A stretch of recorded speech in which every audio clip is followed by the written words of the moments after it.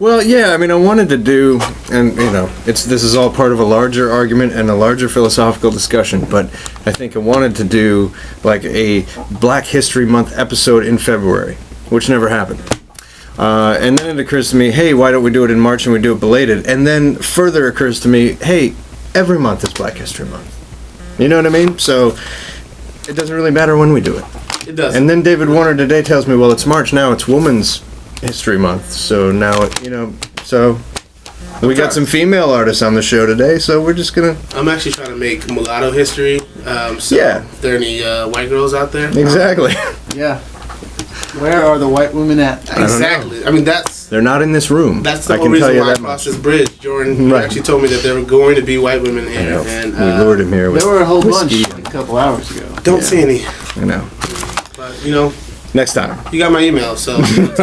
When they show up, you will get a tweet from me. Nice. I will say how did we go from a very PC observant type of thing, now we're talking about this? I don't know. Happened so quickly. I have no idea.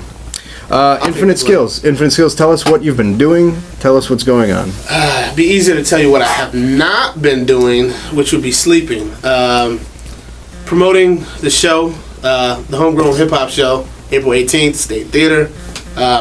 Takes up pretty much 90% of my non-day job life. From everything from, helping design the flyer to putting the flyer order in, getting artists, setting up the, getting the venue, 30, 40 phone calls to try to get, the...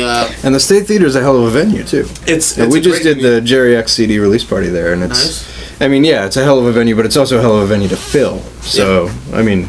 I'll be there, you know what I mean? But... We're trying, man. I mean, one thing that I've done since my album came out in 2007, album The Anomaly or whatever, I've been trying to really work my hustle muscle and try to do a better job of promoting myself, because I think I do a pretty good job of putting out tracks. What about Open Season? Because has that officially been released? Because I have that. Open Season is actually the...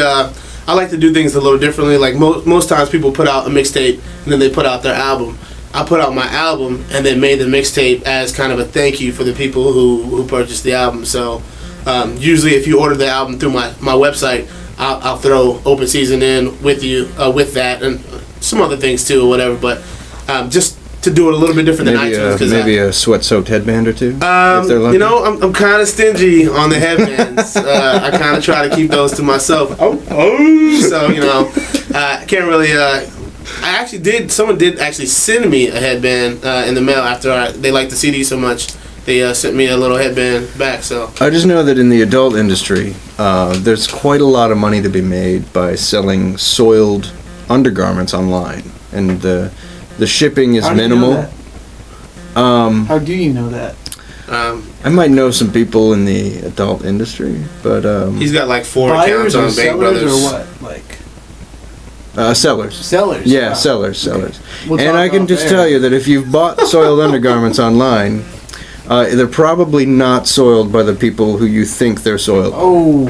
Well, so I'm all about customer service. You could have a team of people just wearing headbands and sweating headbands, and then you collect them at the end of the month and ship them out. I mean, that's how it works. If you've ever seen me live, you see that I don't have any problem generating the sweat. Right. So, I mean...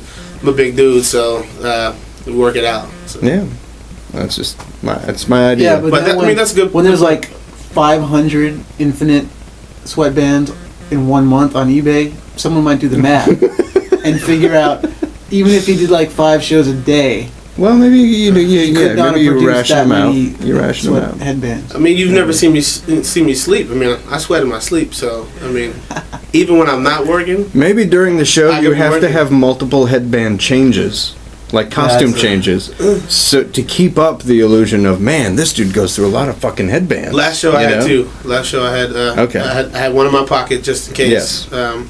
It Definitely stopped more. actually catching the sweat right and getting into my eyes. So exactly.